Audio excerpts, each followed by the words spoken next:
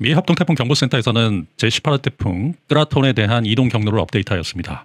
우리나라 시간으로는 10월 1일 07시에 업데이트된 정보입니다. 지금 현재 구글 어스에서 바라보고 있는 태풍 끄라톤의 예측되는 상황인데요. 전일과는 상당히 많이 달라졌고요. 특히 오늘 03시에 업데이트된 이후 07시의 업데이트 상황은 상당히 많이 바뀌었다라고 볼 수 있습니다. 초속 무려 63m의 초강력 태풍으로 대만 쪽을 향하고 있다라고 보시면 되고요. 그런데 이것이 대만의 산지를 지나면서 초속 43m, 초속 38m, 초속 25m 대만을 지난 이후에 6일 09시경 초속 17, 18m 정도로 태풍의 지위이긴 하지만 상당히 약화되는 것을 볼 수 있습니다. 대만은 3000m가 넘는 산지로 이루어져 있는데 대만을 강타한다라고 하면 태풍이 거의 소멸되는 단계에 이릅니다. 초강력 태풍에서 대만을 지나기 때문에 대만에는 엄청난 재앙이겠지만 하지만 대만을 지난 이후에 이 태풍 역시도 소멸될 것으로 예측하고 있는 것입니다. 미 합동태풍경보센터의 예상 경로인데요.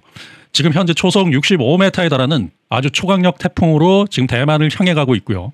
거기서 점차 낮아지면서 대만을 나올 때 초속 20m까지 떨어지는 것을 볼 수 있습니다. 태풍의 지위는 초속 18m 이상을 태풍이다라고 하는데 초속 20m까지 태풍이 상당히 약화된다라고 볼 수 있습니다. 자, 이것은 500헥토파스칼 5,500m 상공에서 바라보고 있는 지금 현재 태풍을 보고 있습니다. 태풍 끄라톤은 대만을 향해 가고 있는데요. 자, 보시면 위쪽에 편서풍이 흐르고 있고요. 대만을 강타하면서 상당히 약화되지 않을까라고 볼 수 있습니다. 물론 비껴서 올라가거나 이 대만에 걸치지 않는다라고 하면 편서풍을 타고 우리나라 쪽으로 이동할 가능성이 굉장히 크죠. 하지만 대만을 지난 이후에 태풍은 상당히 약화될 것으로 예측되고 있습니다. 윈디닷컴을 통해서 유럽 중기예보센터, 미 해양기지국 그리고 독일 기상청 슈퍼컴퓨터 예측 모델을 보겠습니다. 우선적으로 유럽 중기예보센터입니다. 유럽 중기예보센터 예측 상황.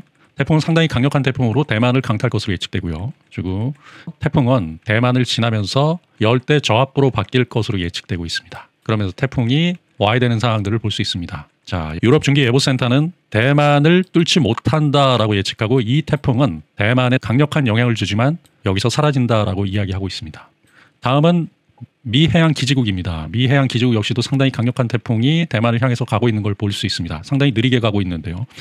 대만 쪽에 이르러서 대만을 아예 회피하는 단계, 그러면서 오히려 중국 쪽으로 이동하고 있는 모습을 볼 수 있습니다. 경로가 완전히 바뀌어서 대만 쪽이 아닌 중국으로 이동해서 열대 저압부로 바뀌는 상황을 예측하고 있습니다. GFS 미해양기지국의 슈퍼컴퓨터 예측 모델은 오히려 중국 쪽으로 이동해서 중국에서 소멸할 것으로 예측하고 있습니다. 태풍은 우리나라에 전혀 영향을 주지 않을 것으로 예측하고 있고요. 독일 기상청 예측 상황입니다. 독일 기상청도 상당히 강력한 태풍이 대만을 강타할 것으로 예측되고요. 대만을 강타하면서 닝보시 북위 30도 부근에서 아마도 소멸할 것으로 예측하고 있는데요. 이렇다라고 하면 이 상해나 닝보시의 열대저압부 내지는 온대성 저기압으로 바뀐다라고 하면 우리나라 같은 경우는 이제 비를 조심해야 된다라는 말씀드립니다. 일본 기상청에서 바라보고 있는 앞으로의 예상 경로입니다. 일본 기상청 10월 1일 09시 현재 상황인데요. 상당히 많이 바뀌었습니다. 대만을 강타한 이후에 초속 30m 상당히 강력한 태풍인데 그 뒤로 초속 25m까지 떨어지면서 중국 쪽으로 이동할 것으로 예측되고 있습니다. 중국 내륙으로 들어간다라고요. 태풍은 대한민국에 영향을 주지 않을 것으로 예측되는데 앞으로의 상황을 계속적으로 지켜봐야 된다라는 말씀드립니다. 자, 우리나라 기상청에서 바라보고 있는 앞으로의 태풍 예상 경로입니다.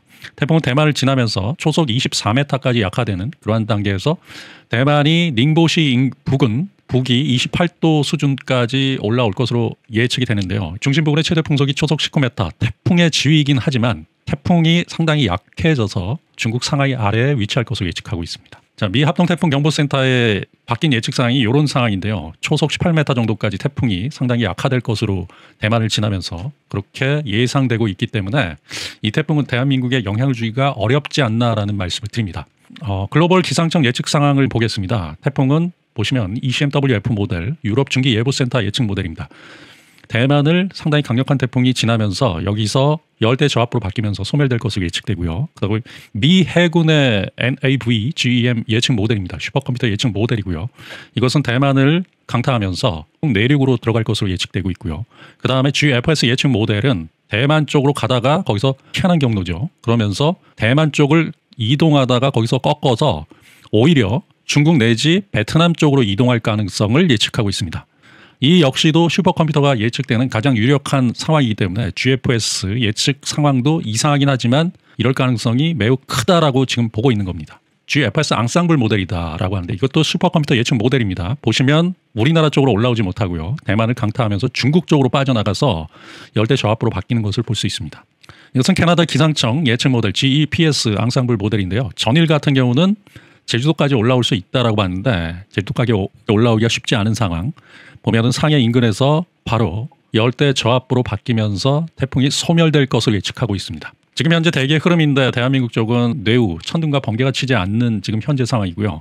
지금 보시면 대만 북부 쪽에 천둥과 번개가 집중하고 있다. 이번 태풍은 제가 좀 개인적으로 제 노하우를 많이 말씀을 드렸어요. 그동안의 데이터를 가지고 대만을 어떻게 치면 어떻게 되느냐. 초기부터 해서 현재까지 변화된 상황을 계속적으로 말씀을 드렸는데요. 이것을 하는 이유는 바로 리스크 관리입니다. 지금 농사를 짓는 분이시나 아니면 어업에 종사하시는 직접적인 영향을 받는 분들은 이 태풍이 거의 목숨과도 같을 정도로 굉장히 중요하다라고 볼 수 있는데요. 하지만 그 정보를 잘 모르기 때문에 막연한 두려움, 그런 것에서 상당한 스트레스를 받을 수 있다라고 보고 생활의 질이 상당히 떨어질 수 있다라고 보기 때문에 이번 태풍은 시간을 좀 할애해서 신경 써서 많은 이야기를 드렸습니다.